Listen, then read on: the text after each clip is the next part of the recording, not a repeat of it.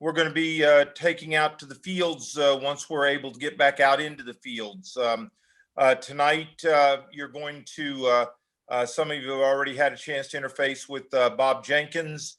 Bob and I agreed a couple of years ago to do a 8-part series, the Atlanta campaign on the weekends. And then, of course, we immediately ran into the problem with COVID. And so we bunched up a little bit. But the intention of this series is basically for people to come in on a Friday night and stay Saturday and Sunday and get sequential moves throughout the campaign over a 4-year period. The way we have set this up and this evening's conversation is going to be focused on the first 2 programs, which would be the operations in and around Dalton before the start of the spring campaign, and then the start of the spring campaign, and then the marvelous new Resaca battlefield in the area of Resaca as Sherman begins his movement towards the south and to maneuver on Joe Johnston. And then we'll continue to move over the course of the series till we get all the way through the end and through Atlanta and so forth. So it's a great opportunity to get in right from the ground floor to make this happen, and a good chance to get to meet the guy who's going to be driving this, which is Bob Jenkins. I've been out with Bob several times before, and I've come to have a great appreciation for his keen eye for detail on battlefields and terrain and so forth. And in just a couple of times I've been with him, he has literally taken me to the top of the mountain. And the things that I have seen and the things that you all will see and so forth in this are really spectacular. And so I think this is a great introduction leading into it. Now, what we're going to be doing tonight is an interview that is basically a pre-scripted interview. I provided questions to Bob a couple of weeks ago to see if that's the way he wanted to go through these couple of programs that we're going to be doing. And so I'll be feeding him those questions. And then during the period, as he has already said, and then I'll remind you here, you will all be muted. And the only people you're going to see on the screen basically are Bob and myself and his audio visuals that he has put together with this, as you can see up on the screen now. And what I will do in the course of this is, while Bob is talking, is I will field and survey any questions that you might have relative to what he's talking about or that you would like to ask. And if it pertains to what he's talking about now, I will try to fold it in to the discussion before we move on. If it is something that I want to ask later, I'll hold it till later. Some may not actually get asked. We've got about 40 people on this conference tonight, and clearly not everybody could ask a question. We're structured to be finished with the formal portion of it about 20 minutes of 9. That's where we'll have gone through the scripted part. And then from 20 till 9 until between 5 and 9 o'clock is we'll field the questions from you all. And if you are reticent or still formulating your questions, I have a few thought-provoking questions for Bob to address. And so we have found in these first 3 weeks that things have gone pretty quickly here. What I would also ask you to do, we have found as we're getting a little better with this, and Karen, who is our host with the Lincoln Archives Project, is Karen keeps everything cleaned up, but we had some people on the first conference that with the audio visuals, they wanted to move around and find bits and pieces, and what they did was they marked on it for everybody, and it was distracting, and it doesn't work very well that way. The other thing that I ask you to do, because in managing this and keeping things going, I really prefer and would ask you not to engage and use the chat for conversations between each other, because every time you type on chat, I see what you're doing, and it comes right square in the middle of my screen that tells me what you're doing. And so I'd really like to keep the chat focused on the interview with Bob. And if you can help me with that, we didn't have any problems the last 2 weeks, but I want to just remind people of that to ensure that we don't go off the skids and find that we get lost somewhere. So we'll see how this thing rolls out, and I think you're going to find a fast-moving, the good questions, and Bob is keyed for it. So I think we're going to do well. The one thing that I will watch, and I'll warn, is don't encourage him. He's just like feeding the animals. Bob is a Civil War junkie, and if he gets off on a tangent, we could be here until Monday morning on one question. So if he starts to rock and roll, I will do what I can to rope him back in. But I think that you'll enjoy this. Delighted to have you here. Karen, do you have anything that you'd like to add before we get started? No, I just want to welcome everybody to the Lincoln Archives Digital Project Program. The Lincoln Archives Project started 20 years ago. It's a public service project. There is no subscription. It is free. The website is www.lincolnarchives.org. We are in the process of digitizing all the federal records that were created during Lincoln's administration. So take some time and visit the website. So have a great evening, guys. Thank you, Karen. One quick endorsement to that. I've known Karen for over 20 years now. She is really rock solid in what she does, and she has been devoted to the archives. When everything was wide open and stuff, she spends 5, sometimes 6 days a week at the archives. She has 3 or 4 scanning machines that she is constantly bringing out different record groups and stuff. I think she had told me she's something in the vicinity of over 100,000 documents scanned. Not all are up online because, like everything else, it takes time and it also takes money. And while she doesn't overtly appeal for funds and stuff, she certainly would not reject a donation. So look over her website. There's some really neat things on there. And if you're so inclined to support it, I really heartily encourage you to do it. She's good people, and the project is a first-rate educational product that deserves support. So thank you, Karen. And with that, I'm ready to get started.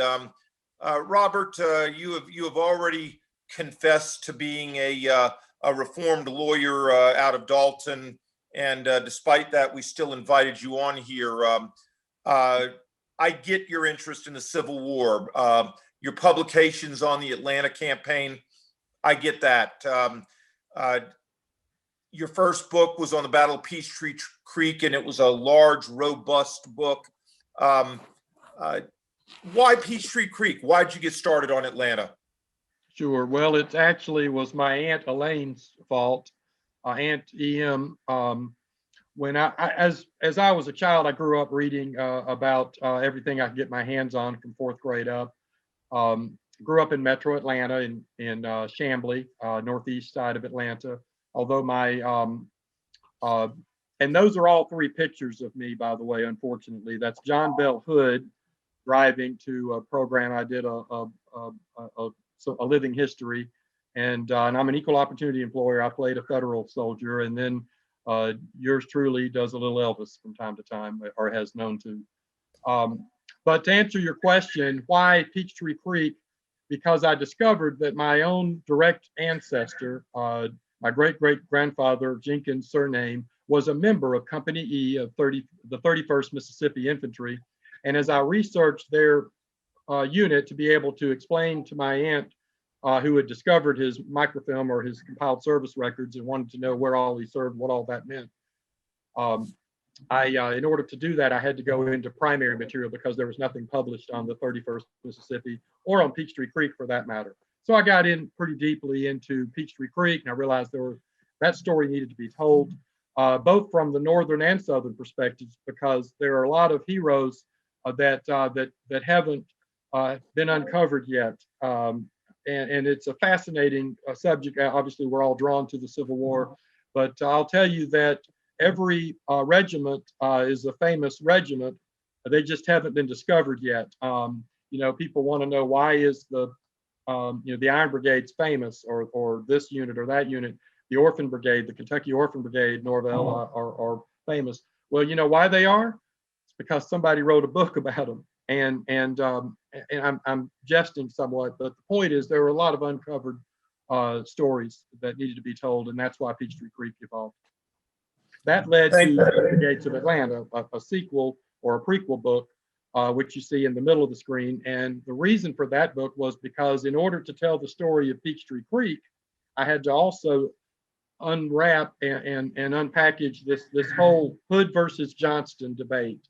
If you're the smaller guy in a fight, is it better to play offense, i.e. the Lee Jackson school, which Hood subscribed to and President Davis subscribed to, or is it better to play defense and do rope-a-dope, like Muhammad Ali's rope-a-dope, or Johnston's Fabian policy? And so between the two, trying to figure out, and neither of those generals were perfect. They were imperfect people, but there were good and bad reasons, I guess, for both. So I had to unpack all of that, and that led to how do you go from a Confederate victory at Kennesaw on the Heights, a Confederate victory up on the Heights of Kennesaw, June 27, 1864, and that's Johnston's last hurrah, so to speak, to 3 weeks later, you're down in the valley, literally at the gates of Atlanta at Peachtree Creek, and Johnston's out, Hood's in command, and Atlanta's about to, or the Confederate Army is about to run into an entire series of defeats. July 20, on the north end of the spectrum at 12 o'clock high north of Atlanta, that's Battle of Peachtree Creek. 2 days later, they're out on the east side of Atlanta at the Battle of Decatur, or the Battle of Atlanta, Cyclorama, and the famous Big Battle of Atlanta. They were all big, but that one gets the notoriety of the name, the Battle of Atlanta, July 22nd. And then the battle on July 28th, the Battle of Ezra Church, or the Confederates called it at the time, the Battle of Lickskillet Road. So anyway, that led to those two books. And the blue-gray article that you see is on Dalton, that feature. So. It's interesting to me because as we're going to be starting this series, in the first two programs are in and around Dalton and Resaca, and you lived there and you worked there. It just was a surprise to me that you went and you worked this far back out. And but then I saw the work you did with the Blue and Gray magazine tour with that, and then having been up there with you a few times in the last few years. I guess I'm looking forward at one day to you completing books that complement these, that pick up the first part of the campaign. But having said that, let's go ahead and start with the campaign. How did the Confederates end up at Dalton in the winter of 1864? The short answer, that's where they stopped running. The long answer is that's where they stopped running after following the defeat at Missionary Ridge. And there's not been, in my mind, enough coverage of Chattanooga. Dave Powell has done just an incredible work on Chickamauga and now Chattanooga. There's a great new book that's coming out by him. If you haven't gotten it, the Tullahoma campaign also was one of his. But Missionary Ridge was a watershed moment for the Confederate Army of Tennessee, and they were really, really soundly defeated. And if it wasn't for Patrick Claiborne and his division and a few other units that sort of stopped the run at Ringgold Gap a couple of days later, Missionary Ridge, I believe, was 25th of November, 27th of November. We have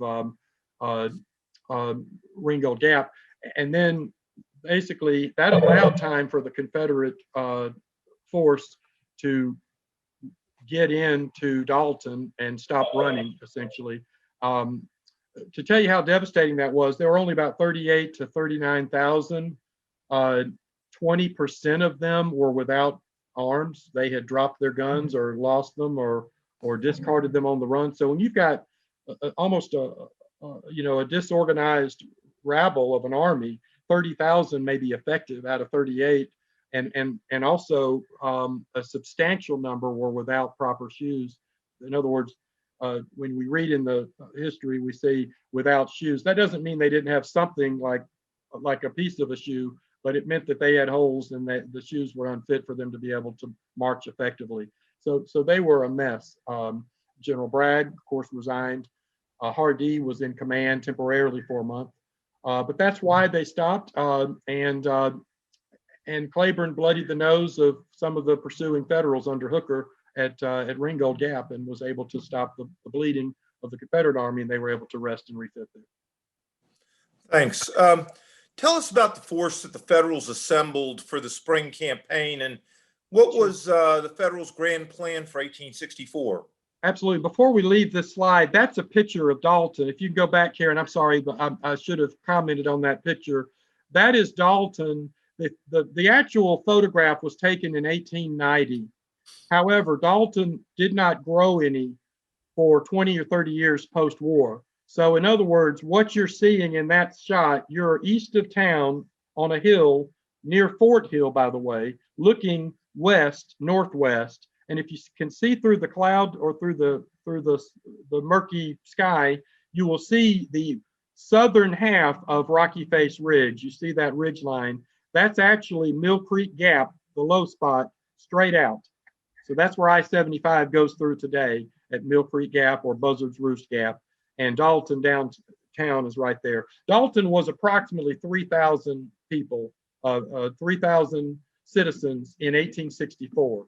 They were 2,700 citizens in the 1860 census. Compare that with Chattanooga, was only 2,400 citizens. Nobody thought Chattanooga would ever amount to anything. Because it was bottled up with the Tennessee River, the Horseshoe Bend in its back, and Lookout Mountain and Missionary Ridge, nobody ever thought that little bottleneck, which if you've ever driven through there today, it's a bottleneck too for truckers and for anybody else having to drive through there.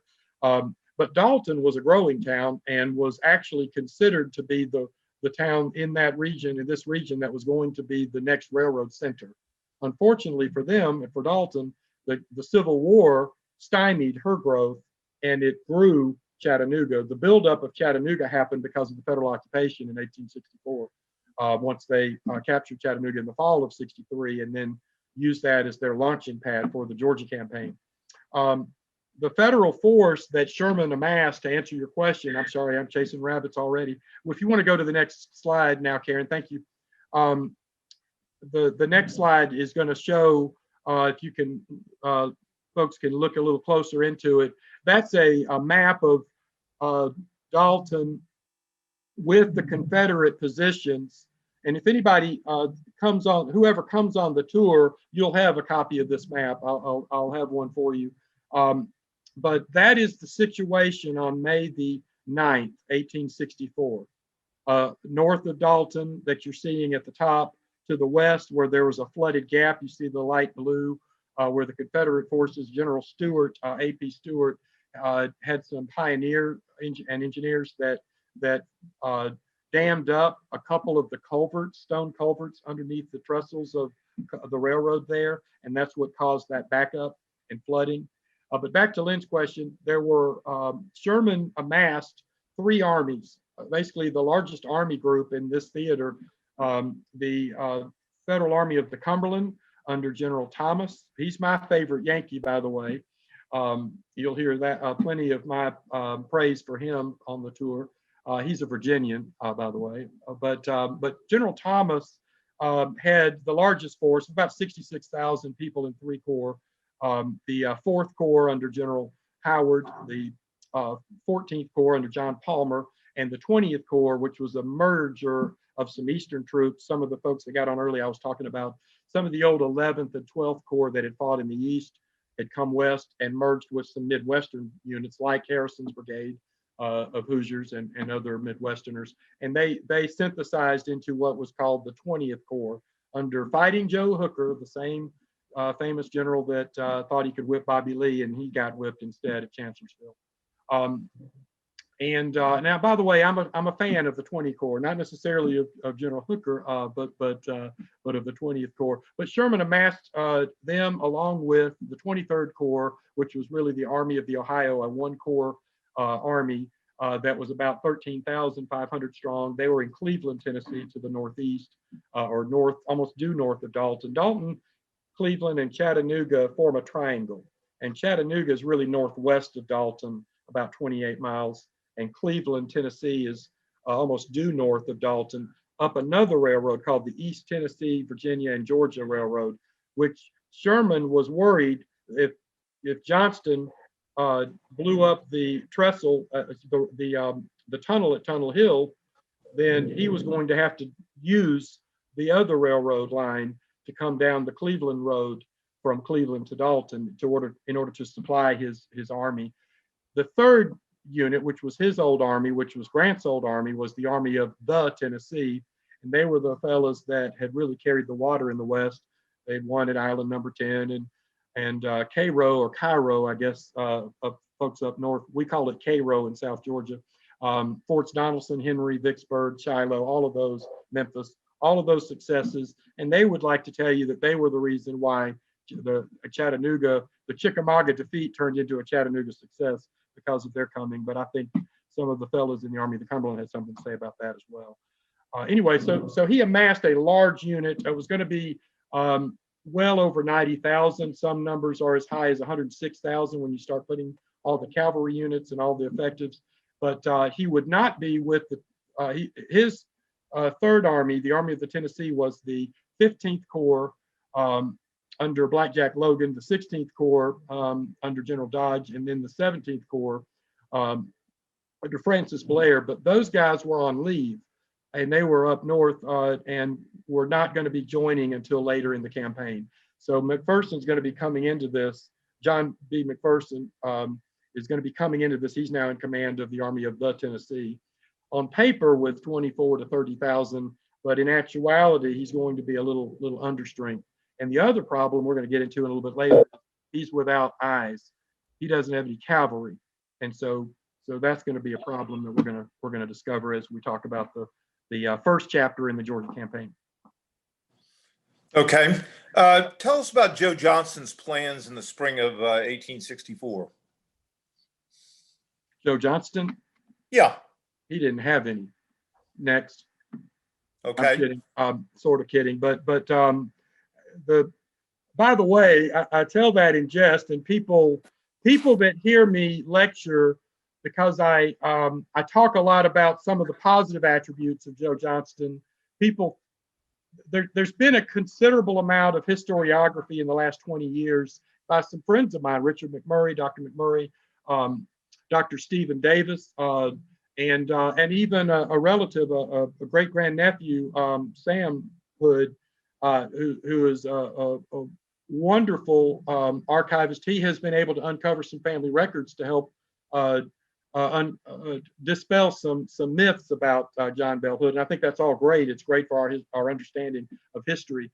But because I'm not necessarily going to bash, I'm an equal opportunity employer, so I'll give some credit to both Hood and Johnston, and I'll bash them both as well. And for that, sometimes some of my friends, I named 3 of them, might call me a Johnston apologist. But to answer your question, Johnston literally did not have a plan of offensive operation, and that was problematic because his boss in Richmond wanted one.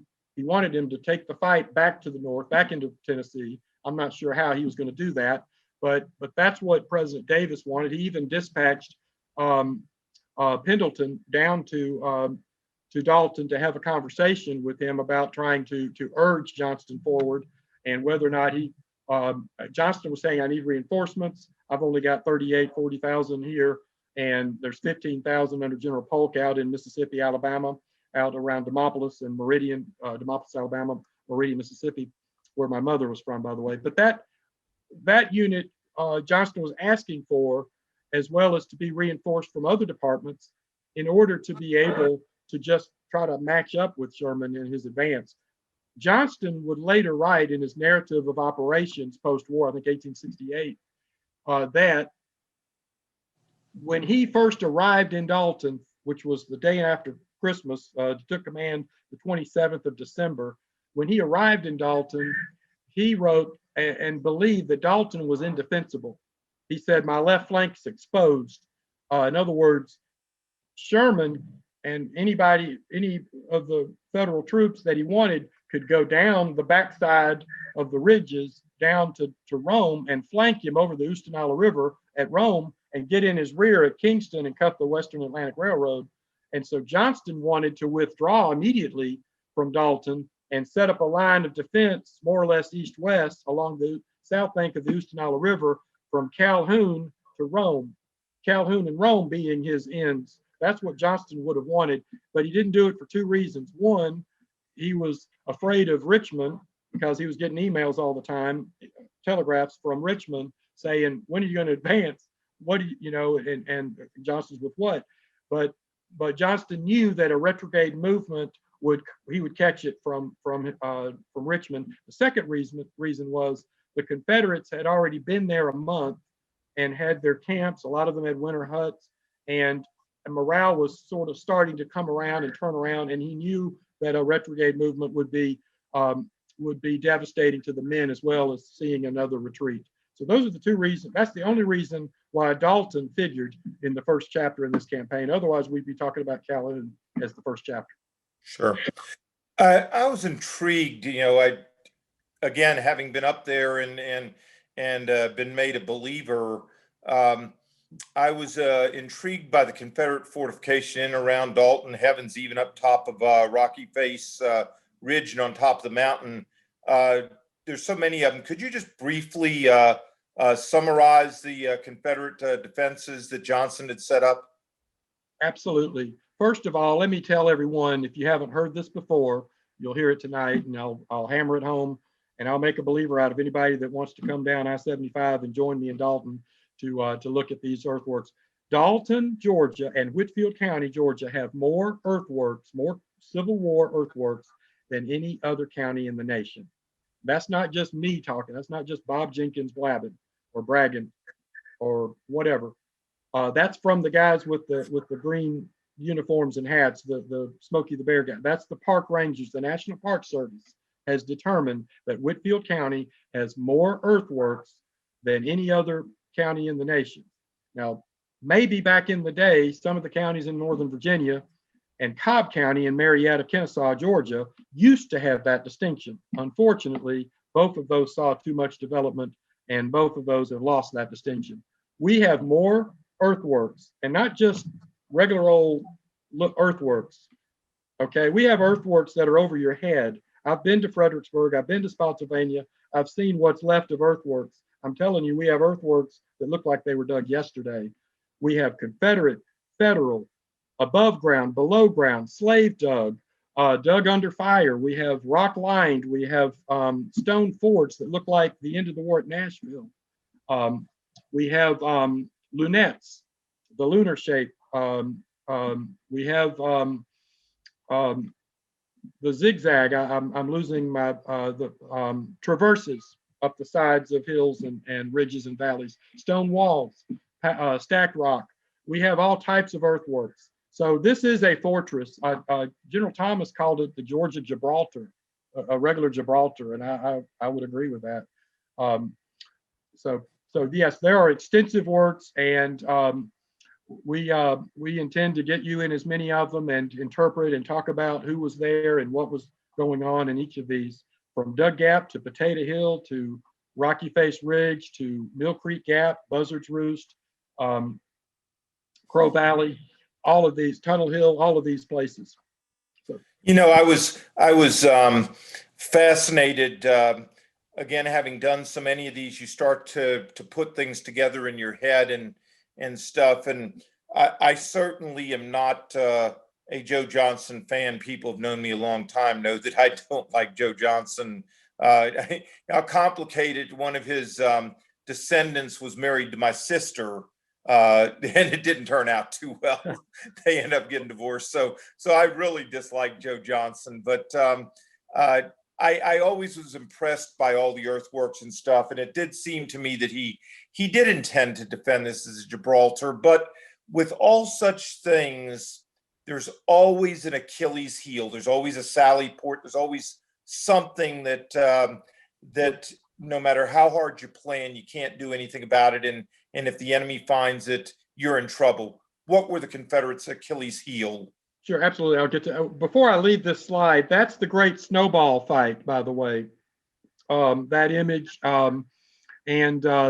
that's actually an image, I believe, of Longstreet's Corps. It looks like, I think I gave the wrong slide to, but there's another sketch by Alfred Wad, W-A-U-D, a Wad sketch. We're blessed with a number of Wad sketches in and around Dalton.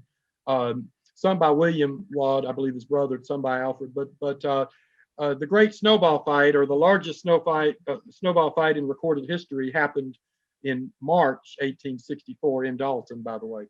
So to answer your question, yes, Dalton's Achilles heel was Resaca de la Palma, or we Southerners call it Resaca. And Resaca was the next, actually there was Tilton, and then below that was Dalton, was Resaca, I'm sorry.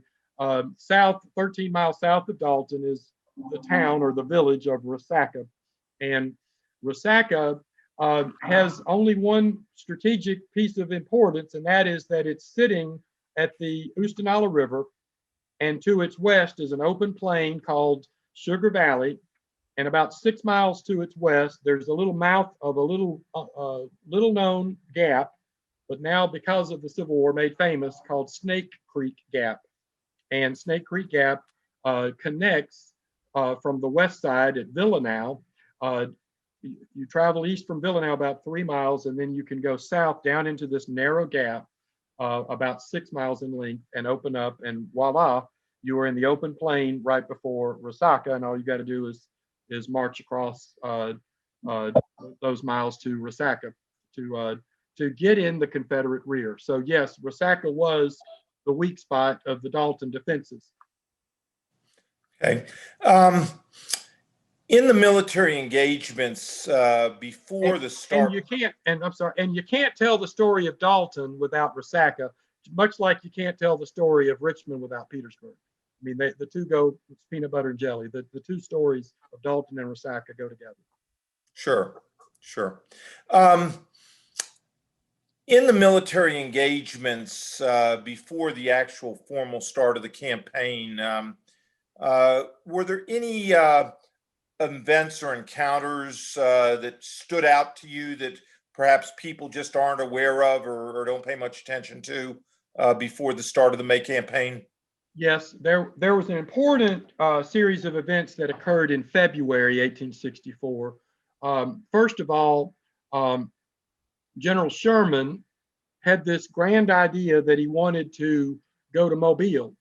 And so he, with permission of General Grant, who was still in Chattanooga and still in the Western Theater at this time, allowed Sherman and the Army of the Tennessee to, they traveled back from Chattanooga, back from whence they came to Vicksburg, and then from Vicksburg went across US 80. And basically Sherman experimented on his, made Georgia howl, he made Mississippi howl first. And what was left of Jackson, they burned a third time. Jackson's nickname, by the way, Jackson, Mississippi, its nickname, if anybody wants to chime in or guess, is Chimneyville. The reason it's called Chimneyville is because by the time Grant and Sherman got through with her, there wasn't anything left but chimneys, brick chimneys in Jackson, Mississippi. But anyway, that's called today the Meridian Expedition. Ed Barr's, the late great Ed Barr's wife, Margie Little Bars, wrote a nice book back in the 1980s or 70s on the Meridian Expedition, and it talks about that. But what that did was it weakened Johnston in Dalton, because President Davis sent an email down, or a telegraph, electronic mail, folks. They had emails back in the 1860s. Anyway, sent an email down to Dalton and said, Johnston, send Hardee, your top lieutenant. Hood wasn't there yet. He was recovering and dancing and with one, anyway, in one leg in Richmond. But at the time, he would be down there later in February, but 27th, I believe. But anyway, during this time, Johnston was asked or ordered to send 3 of Hardee's 4 divisions. I believe they were not Bate, they stayed here, but Cheatham, Walker, and Claiborne. those 3 divisions were ordered to go west and try to help stop Sherman's advance across Mississippi.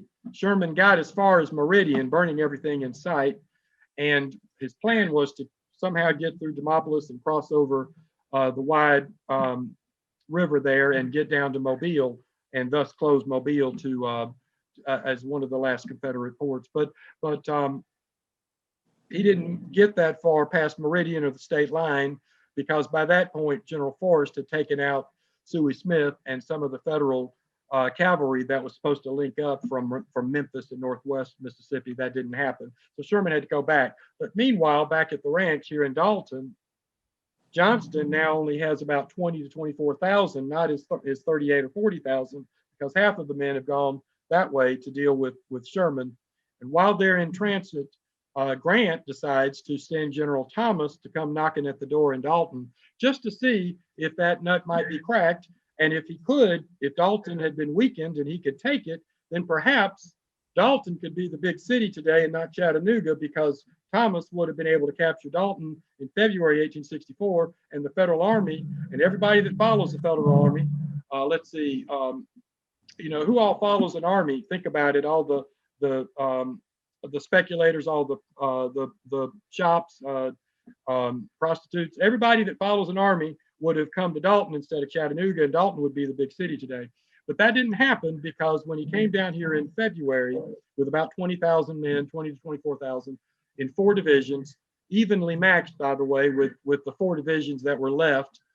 Hood's new corps that he's about to take over was at that time commanded by General Hindman, and Hindman's divisions, General Stewart, General Stevenson, and I'm missing one, and then Bate that had stayed behind, were here. Well, it was Hindman's division that was under temporary command, I think, by General Brown. But those guys fought for 2 or 3 days and had some skirmishing, and actually a couple of heavy engagements in the Mill Creek Gap and in Crow Valley. In fact, some of the Federal soldiers under, I think, the 60th Michigan had furloughs in their pockets, and some of them were about to muster out and actually could have left their unit, but instead they chose to participate in this fight on the 25th of February, and they lost quite a number there in that battle. During that fighting of 2 or 3 days, the Federal Army lost about 350 men. Confederates lost about 250, but Thomas learned a couple of things. One thing he learned was the Confederates had not guarded their gaps to the west and south. Dug Gap, for example, had been breached the night before by the 38th Mounted Infantry under Colonel Harrison. And by the way, Hiram Granberry's Texans and Mark Lowry's Mississippians and Arkansans had to go retake the gap the next morning, the morning of February 26th. But Thomas also learned, so he learned 2 things. He learned, one, Dalton is too tough a nut to crack. It's not worth, you're going to need the number of men you're going to need to be able to launch a successful attack through these mountain ranges into Dalton from the north or northwest. What's the ratio? 6 to 1 casualties if you're the offense. You're going to need 60,000 men to take out 10,000 men. So if Johnston's sitting here with 30 or 40,000 guarding, do the math, they're going to need a couple 100,000 fellows to be able to do that kind of slug it out. But the second thing he learned was gaps to the west and south were open. Dug Gap was open. Perhaps if I look at my maps, I can discover another gap. He discovered Snake Creek Gap. He reported his findings to General Grant, told him that's where we need to go.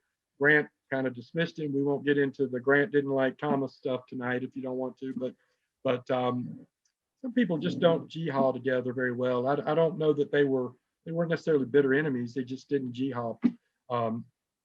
But Sherman kind of he and Thomas had been classmates. They were friends and friendly, and they had a good working relationship for the most part.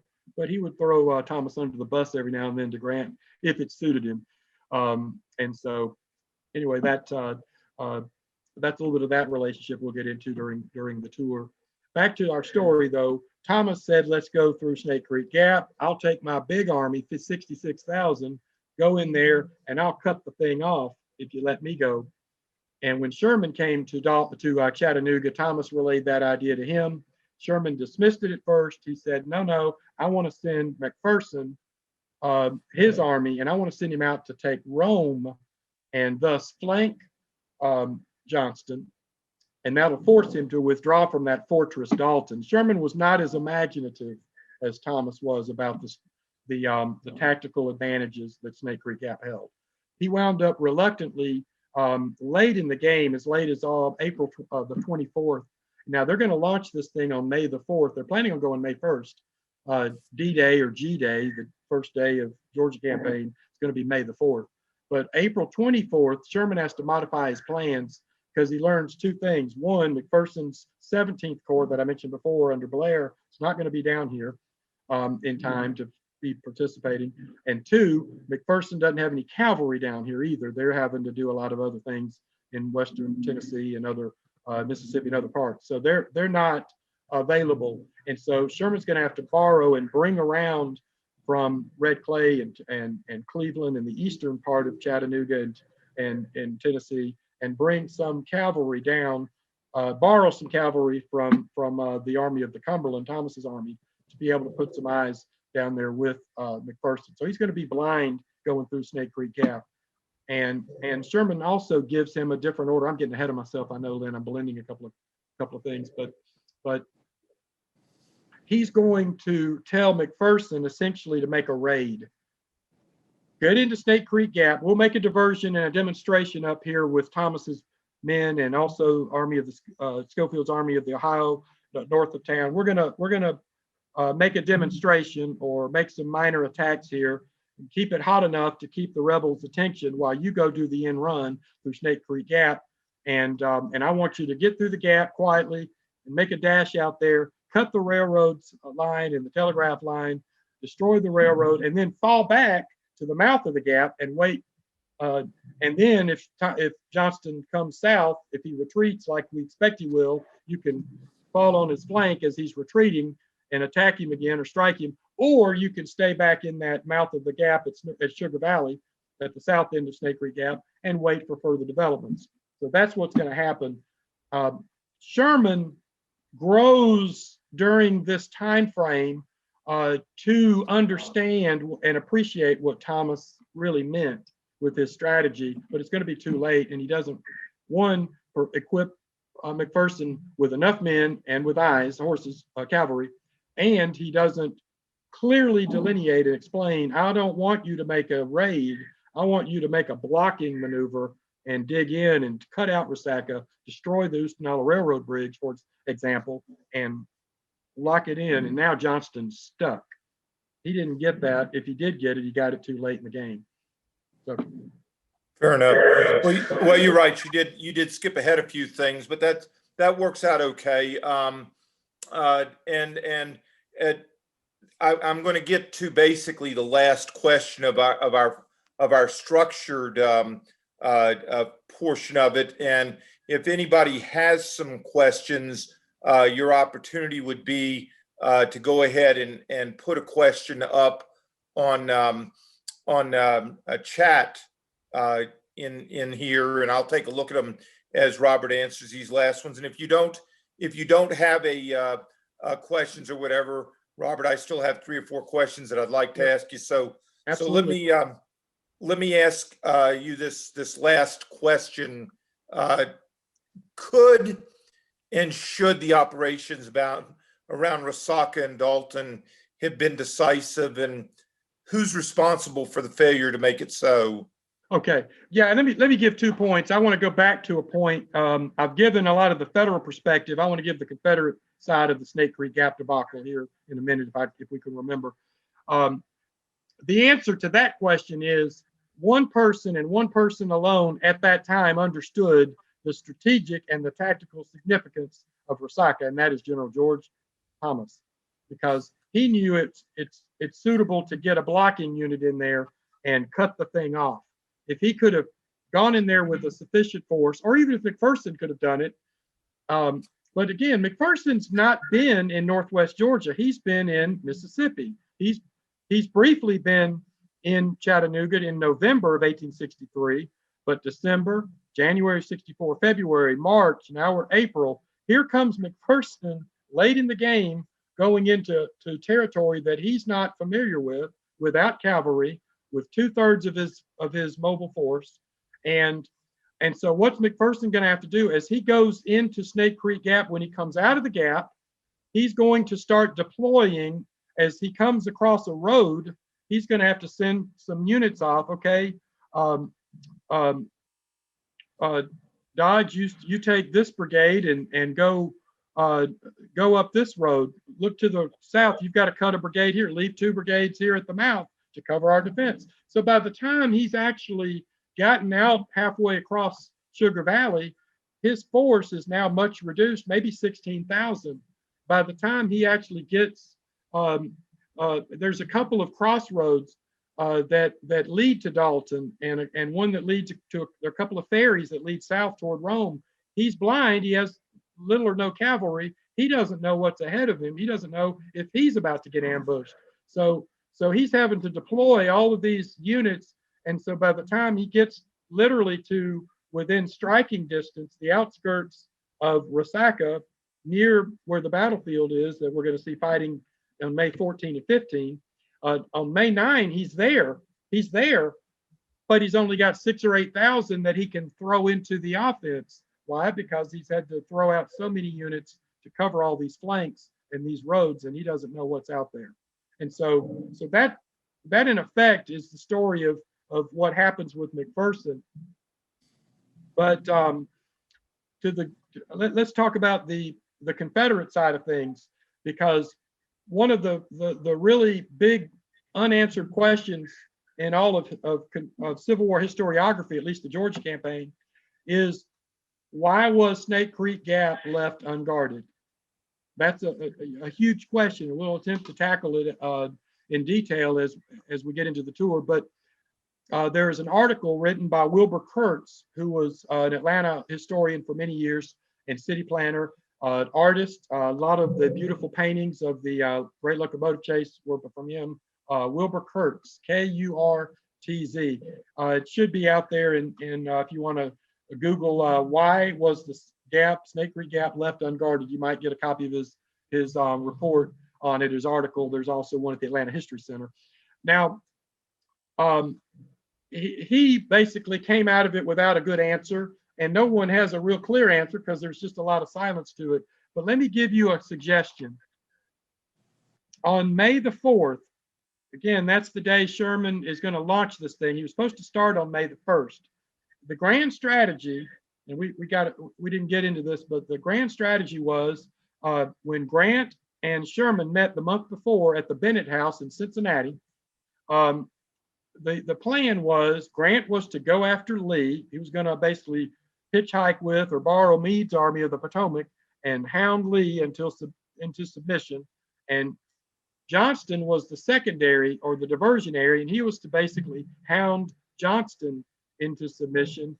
And his orders were to get into the interior and basically tie down Johnston, keep him from being able to reinforce Lee by throwing a division or a corps like the Confederates had done in reverse at Chickamauga by sending Longstreet down here. That's what Grant's greatest fear was. So Sherman at first was going to be the second, not the main thing, but the secondary thing. He became the main thing because of Grant getting bogged down with Lee in their slugging it out in the trenches of Petersburg by the summer. And so Sherman kind of upped the ante and had to become the main thing. And Atlanta became the point of direction because that's where the railroad led from Dalton back down to and Johnston's supply line. So we call it the Atlanta campaign, but it's really the Georgia campaign. And Atlanta was not the objective. Atlanta became the objective. Sherman's objective was to harass and tie down Johnston and break it up if he could and get into the interior, inflicting all the damage that he could. That was his order. However, from the Confederate standpoint, on the 4th of May, John Bell Hood sends this sweet note to War Baby Wheeler. I learned that, by the way. Y'all heard it first today. I found it in a diary from a soldier from the 8th Confederate Cavalry. This is a Tennessee regiment, but they call themselves the 8th Confederate Cavalry, Wade's Cavalry Regiment, and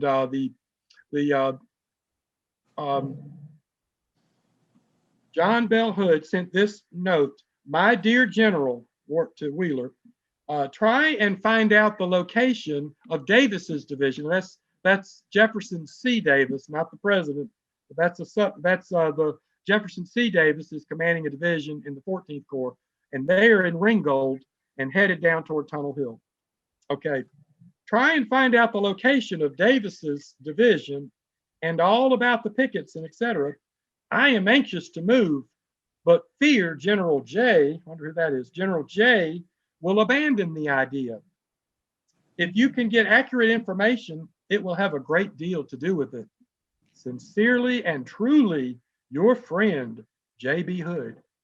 Okay, now that thing is just that is just soaked with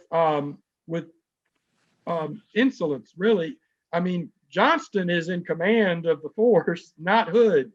But Hood, to his credit, he understood something about the possibilities, offensive capabilities that might be afforded in Dalton. He wanted to play rope-a-dope. And in his advance and retreat, his post-war apology and response to Hood, he writes, "I believe that the war was lost at that rocky-faced ridge in Dalton. Because if we had used that ridge and used those defenses properly, while we could have tied down Sherman and all of his federal forces with a fraction of his number, which is what we had, we could have basically plugged the gaps and then rope-a-dope, come around with a few men on this ridge or this side or that side." So when Lynn asked me earlier in the hour, what was Johnston's plan at Dalton? He didn't have one other than one foot on the banana peel and the other foot out the door. He was ready, willing, and able to run. And as soon as he saw problems, that's what he did. He did not have any real plan to defend Dalton. Now I argue, and we'll talk about if he had a plan, what might it have looked like, because there are some pieces of evidence that maybe Johnston was holding back a little bit of the Confederate force to be able to do some kind of a small counterattack, a 1 or 2 or 3 division counterattack. He had 7 divisions at Dalton. He would later pick up 3 more with Polk's Army of Mississippi and Resaca, and go up to about 55,000 effectives at Resaca. So he's going to get a little closer in balance by the time they get to Resaca. Anyway, I probably have overtalked that, but why was Snake Creek Gap left unguarded? Johnston failed to have a plan. He failed to properly instruct and have his cavalry or infantry or anybody out there to defend it and plug it. He didn't, and we missed this, he didn't just need cavalry out there to look and see, oh, here they come. If he really had a plan, maybe he could have, should have, would have put some men there and dug in and blocked that lane. That lane was not very wide. It's not any wider today than it was then. It wouldn't take a whole lot to block it. And by the way, you could throw some other men on the ridge and be like the Apache Indians and come down and hit them in column if we had an offensive mindset. But we it sounds a lot like Johnson leaving his left open with at Yorktown and Williamsburg, where Johnson seems to be rather careless in a lot of instances with the security of his force. But let me ask you another question. Sure. Much has been said of the nature of Confederate leadership. Was Joe Johnson the best choice to lead the Army after Bragg? And who else might have been a realistic choice? And why do you think Davis ultimately went back to Johnson and gave him another chance? He didn't really have any other options. By the way, that map is clockwise. That map is 90 degrees off, I believe. That's McPherson's sketch of Snake Creek Gap, of Sugar Valley and all those roads I was talking about that he was having to deploy men on, and so that's where his force was diluted, and his march eastward. So I don't know, Karen, if you're able to rotate that 90 degrees to the left, such that the word Snake Creek Gap would be facing to the right. That would be the correct orientation of that map. In any event, Lynn, I'm sorry, I forgot your question. I was looking at that. Let's try this again. Okay. Much has been said about the nature of Confederate leadership. Yes, was yes. Joe Johnston the best choice, yeah. and who else? Absolutely. So basically, the Confederate Army of Tennessee is left without a commander on December the 1st, 1863. Again, they got whooped badly at Missionary Ridge. I mean, it's akin to like the Nashville defeat. It's a really devastating defeat. And so by the 27th, Ringgold Gap. By the 28th, they're back. They're in Dalton. By December 1 is when Braxton Bragg resigns. So Hardee is taken over temporary command. First thing President Davis does is he sends an email down to General Hardee offering the command to him. He's next senior. The commanding lieutenant generals at the time were General Polk. Well, he's commanding the Army of Mississippi out west now, so he's not available, and not really the best fit. General Breckinridge, well, he's been discredited by Bragg, and he is going to eventually wind up to the east and in the western part of Virginia, the last of the war. And then you have Longstreet, and Longstreet is really part of Lee's Army of Northern Virginia, and he's heading back toward Knoxville campaign, which was a boondoggle. And then you've got Hardee. And so Hardee is really the only lieutenant general, the last man standing, so to speak, at Dalton. Well, Hardee respectfully declines to accept command. He's in temporary command until the real or the full-time officer can come and take command. So he'll take, he'll be in temporary command until that day happens. Well, unfortunately, that doesn't. He declines, and so Davis has got to. President Davis is looking far and wide, and looking all over the map here to see who can I put in command, and there are really no other options but Johnston. Johnston's the logical choice. Let me make one other point about Hardee, because this is something that's discussed a lot, because Hardee gets ticked off on the evening of Sunday night, July the 17th, when at the Dexter Nile House north of Atlanta, when Johnston gets relieved, first thing Hardee asks is, well, who's replacing him? And Hardee finds out, well, it's Hood, it's not him, and he's all ticked off about it. Well, he had his chance back in December. So people wonder, well, why did Hardee decline it in December, and yet he got upset the following July when he didn't get the job? Two answers to that. One, the record's silent, we don't know, but we can speculate. One speculation is this. In those days, it was a very genteel, it was a very different society, and it was appropriate for the commanding or the president or the commanding general to offer the position to the next in line, because out of respect. And so out of respect and out of their decorum and what they had learned under their Napoleonic Code and other things was that he needed to offer it to Hardee. Now, it was also sort of an unwritten rule and a gentleman's agreement or an understanding that they would respectfully decline to accept the first time. And then what that did was that freed up the president, in this case, Davis, to pick who he really wanted. If he didn't really want Hardee, well, then Hardee's respectfully declined, so then he could go and get somebody else. But if President Davis sent back a second email, said, no, I really want you to serve, then Hardee would say, well, sure, if in that case, if you really want me, if I can be of any service, sir, yes, I'll take it. So that's possibly what happened. That's one answer. That Hardee, who wrote the book, right? That Hardee's Tactics, the old reliable. That's one reason that maybe he was under that old gentleman's understanding or that unwritten rule, and that Davis didn't go back to him the second time. Now let's get to that question. Well, why wouldn't he go back to them the second time? Well, Hardee was the burr, or one of them, in Bragg's saddle. Bragg, while he may not have been liked by a lot of people, he was liked by one important person, and that was President Davis. What does President Davis do? The first thing he does is he says, General Braxton, just come on up to Richmond and I'll put you in position to serve as my advisor. In other words, be in my ear the rest of the war, sitting here telling me, giving me advice.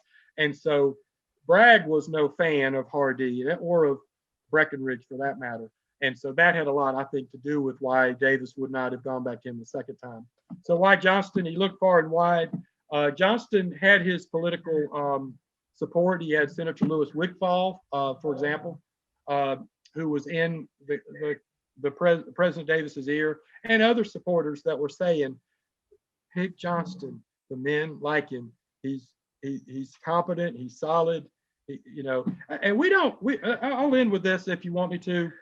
We have a statue of Joseph E. Johnston in Dalton. It's the only statue up until a few years ago at Bentonville. They added something of him there where he looks, he's doing this out of Bentonville. But there's a full distinguished Tiffany's New York Studios statue of Joseph E. Johnston, which, oh, by the way, we're in the process of relocating him because of the latest political unrest in our nation. Thankfully, on the good side, he didn't get pulled down or defaced or vandalized or destroyed like many statues in the last year or in the last several years. However, he is going to be relocated to the Huff House where his headquarters was located. And maybe by April, by the time you come and visit, we'll see Johnston in his new place. He's been since 1912 on a city corner of Crawford and Hamilton Street in downtown Dalton, but he may be taking up residence at his old residence while he was here in Dalton. But Johnston, the point I'm trying to make is the veterans looked at Johnston much like we think of Lee today. Southerners deify Lee or deify Jackson and maybe others. Johnston was in that class, so to speak, among many of the men and officers of that day.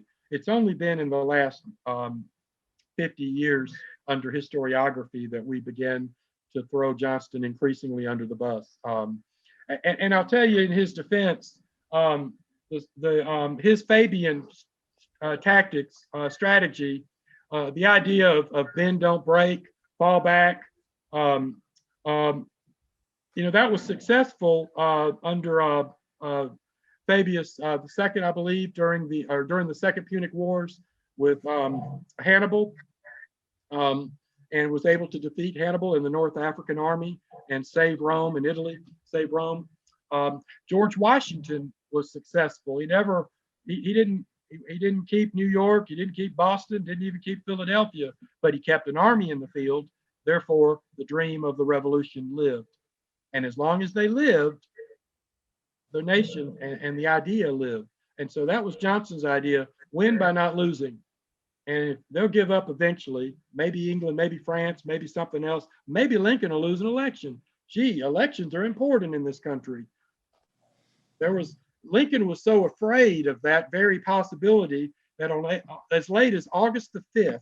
Now, August the 5th, that's a week after Sherman's 3 great battles that had been just body slams to the Confederate Army in Atlanta. But a week later, in the northern newspapers, they're reading all of these body counts. They're seeing all of this carnage from Petersburg and now from Atlanta.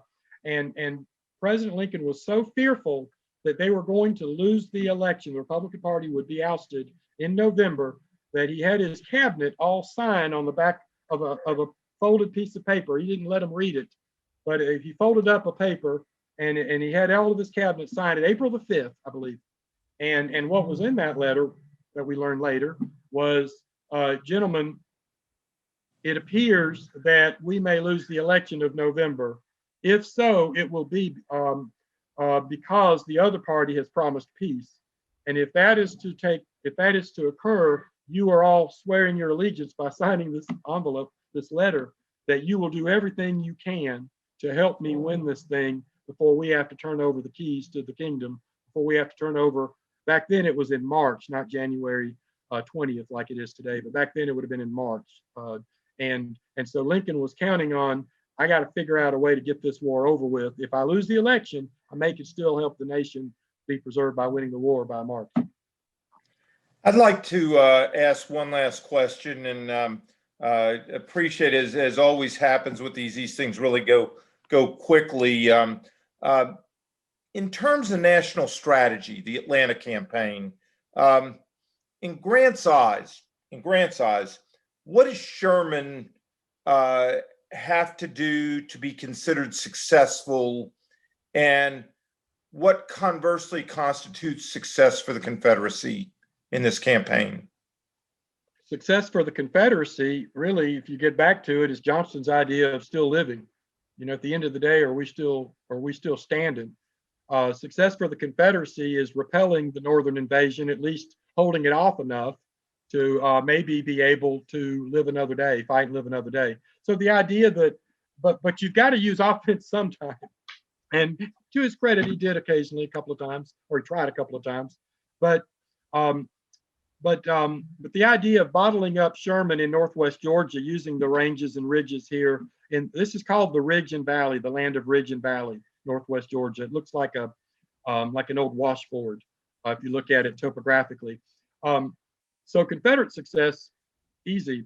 Don't lose. Don't lose your army.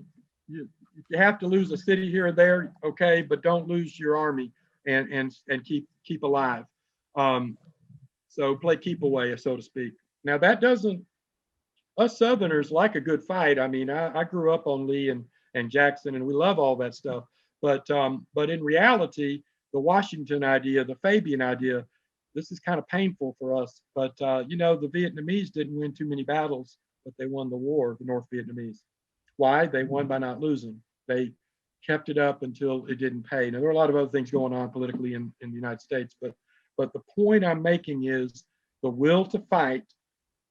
Johnston needed, or Davis and Lee and the South needed to figure out how to keep alive until the North lost that will to fight. They couldn't beat the North. They were outnumbered in every category.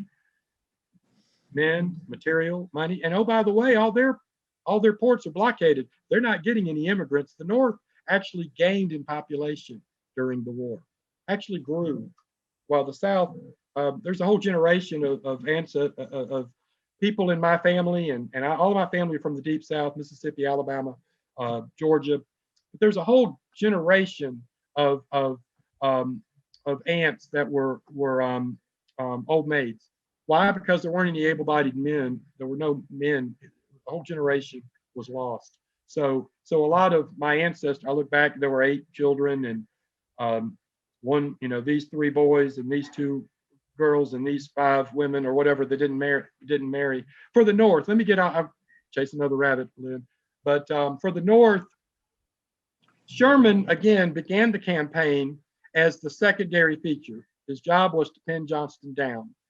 But once Lee managed to pin Grant down and hold him to more or less a stalemate for 10 months, because of that, the pressure, and by the way, there were other places, the Red River campaign, the Ben Butler's Peninsula campaign, there were other, Shenandoah, there were other places where the North was not doing well either. And so the only place in 1864 where the North was showing any appreciable success was the Atlanta campaign, or the Georgia campaign, as Sherman would continue to march on. And they engaged in really the Red Clay Minuet is what Dr. Richard McMurray calls it, but they had partial battles. Even the Battle of Kennesaw Mountain was a partial battle. We didn't see the entire, both forces fight like at Gettysburg. Resaca actually was up to that point, and up to the battles around Metro Atlanta. Resaca actually had been the largest fight, where most of the units, both North and South, got engaged and fought for 2 days. But But for the North to win, it became Sherman really had a lot of pressure on him. And I'm gonna tell you a pro and a con. Sherman was no military genius. Okay, tactically he was not very successful. He had a bad day on the first day at Shiloh. He had a bad day at Snyder's Bluff at Vicksburg. He had a bad day at the tunnel and Missionary Ridge, fighting against Claiborne on the far Confederate right or east of that Battle of Chattanooga. He didn't understand Snake Creek Gap. He had a bad day at Kennesaw. But what Sherman understood, two great things that made him a great general. One, he jihad with Grant. The two of them had a tenacity and a basic understanding that we're going to get in there and keep chewing and just keep chewing until we get it done. We may miss here or miss there, but we've got more men and we're going to keep after it till we get it done. Second thing he did that he was a master of was that he got that railroad running like clockwork out of Nashville. And he even sent an email back up the line to, and I forgot, Greg Biggs out of Nashville is a great historian. If some of you run across Greg, but he writes and he's researched a lot about the supply. But one of the big successes of the Atlanta or the Georgia campaign is Sherman's ability to supply his men. 100,000 men, he needed 10 trains a day with 10 cars in each train. That's 100 boxcars of food, ammunition, and feed for the horses and mules. And he needed 10 trains a day to keep his army in the field supplied. Johnston, on the other hand, needed roughly 60,000 men for 6 trains a day to feed him. So you put that in perspective. How do you keep a single track line coming from the Western Atlantic Railroad from Nashville all the way down to Chattanooga, all the way down through Dalton, all the way down to the front, and keep them supplied? That's where Sherman's genius was.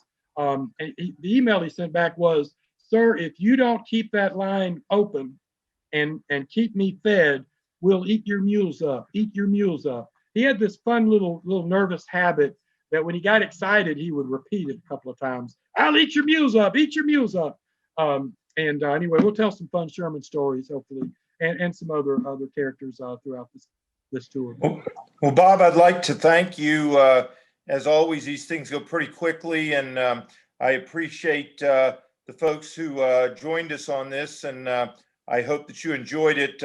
Our plans right now are to look at perhaps a caravan tour with following around Bob in this program, as we may also do this for Shiloh and the 7 days as well. And right now, our plan is to attempt to do this program about the 3rd week in April, and registration for it is open on the website. So, Bob, thank you very much. If any of y'all have any other offline questions you'd like me to pass on to Bob, send me an email and I'll forward them on, and we'll get you an answer most haste. Thank you so much, Bob. Yeah, thank you. One quick question. Somebody asked if the Resaca battlefield was open. The answer is yes, we'll tour it. Friday, Saturday, and Sundays, the Resaca battlefield is open on Fridays, Saturdays, and Sundays, right off of the interstate exit at Resaca. Thank you. Thank you. Okay, great. Thank you all for joining us. Next week, Scott Hartwig on Reflections on the First Day at Gettysburg, Wednesday night. Thanks, and have a great night. Bye-bye. Thanks, Bob. Appreciate it. Hey, thank you, Lynn. Enjoyed it. As always. Absolutely, as always.